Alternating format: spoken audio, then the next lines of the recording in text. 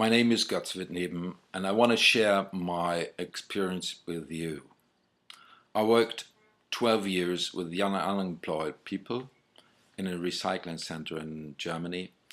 It was a youth employment project. And I worked another 4 years in the employment office of Germany and had the opportunity to questionnaire the customers or clients within more than 4,000 personal interviews. In 2002, I created a mind map by the name Me as a Diamond, as you saw in the intro. And with this mind map, I discovered a lot.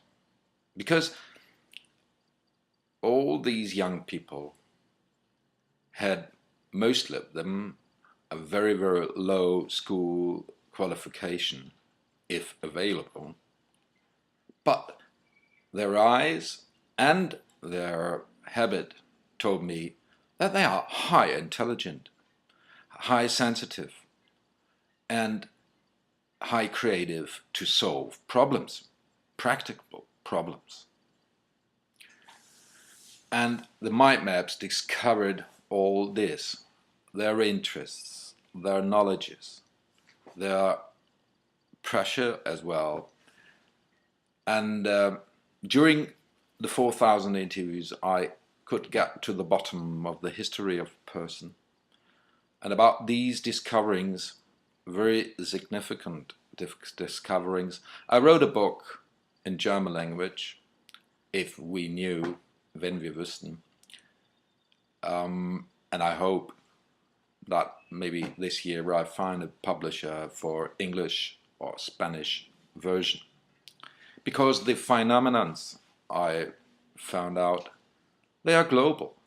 They are not dependent on the cultural background of a person. And some of this book is the question of high potential. A lot of people say, oh, I can't be intelligent because I've got no high school degree or high school diploma, so I can't be intelligent. Or I can't be intelligent because I have problems to write and to read. Do you know that in 2009, Carol Grader won the World Nobel Prize in medicine? And Carol is a dyslexic, so she had a problem to read and to write. Dyslexics are picture thinker. They normally think in three-dimensional pictures. It's a gift. It's really a gift. And most of them are high intelligent and high creative. But what did they learn at school? In the primary school, they can't read and write, as everyone can do. So they grew up by the conscious, I'm stupid. I'm a fool because I can't do that what everybody can. But it's not true. That is not true. And on the other group is, oh, I'm not intelligent, I'm more practical minded. Theory is not my thing. Even that's not true.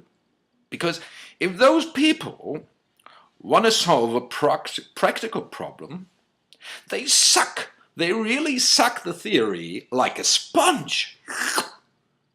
Yeah, because they want to solve a problem. In our schools, the school system thinks that our brain is something like a computer, which has to be fed with information bits. What a rubbish! Our brain wants to solve problems. And it really likes to solve problems. It's a joy for our brain to solve problems. But if there are no problem, a lot of people create problems which they can't solve afterwards. It's special high-gifted people, so-called high-gifted, who have no limits in the brain. They create problems to solve them. And the brain science found out that the brain is changeable during all our life. When I was a young man, I've been told the brain is the only organ which doesn't be regenerated, no changes of cells, but it mostly dies during the life. But it's not true. The brain says that our brain is unlimited, and during all our life it got the opportunity and capability to build new nets for learning how to solve problems, learning languages, learning anything.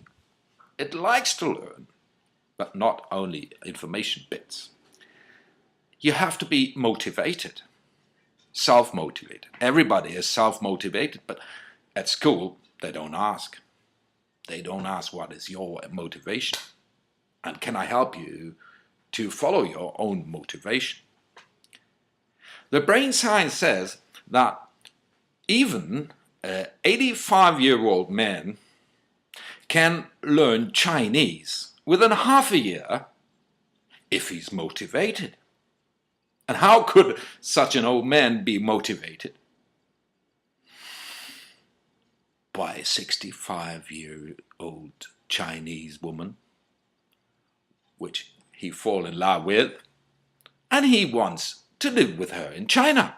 So he will learn Chinese very, very quickly, and his brain will not new nets, and that's it. So don't tell you that your brain is limited. The number of connections, of possible connections in our brain is higher than the number of atoms in our universe. So nobody is stupid. Nobody is not intelligent. And I want to tell you a story about a young man. He's got a hydrocephalus, and the brain was just so small that the doctors said at his birth he won't survive. But his mother said he will. My wife was a physiotherapist, and she treated him during a couple of years.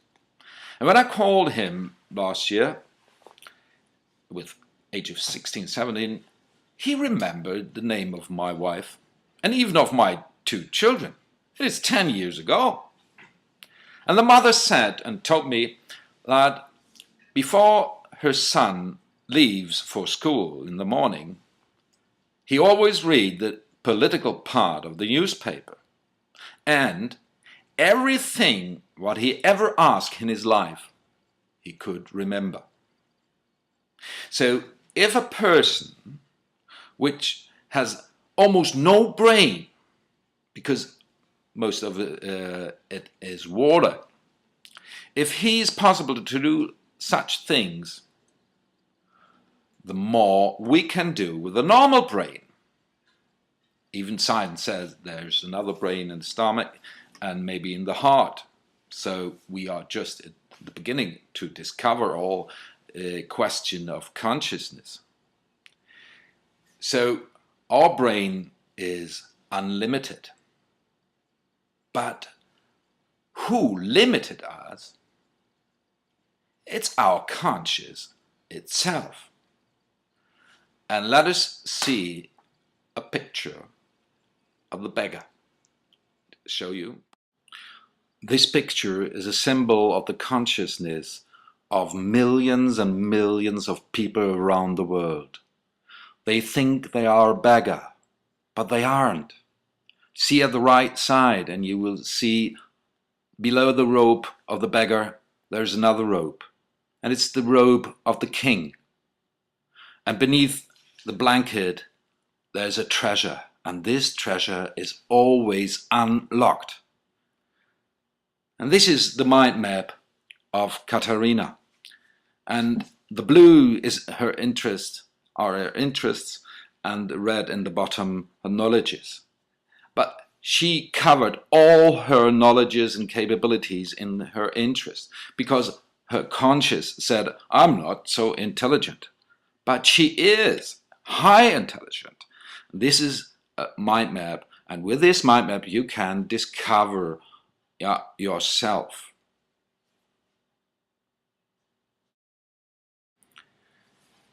I ask myself, what is it? What hinders person, and also me, what hinders me to fill out what I am, to go my way, to live my potentials? And what I found out, it is beliefs of worthlessness as the beggar, the conscious of the beggar. That's it. And with these beliefs of worthlessness, we create as adults our life, and we don't know. Within one of the next videos, I will tell you about the beliefs of worthlessness. I found out a lot of them is just a part, but how they work and how we invited them in our life. Okay, see you.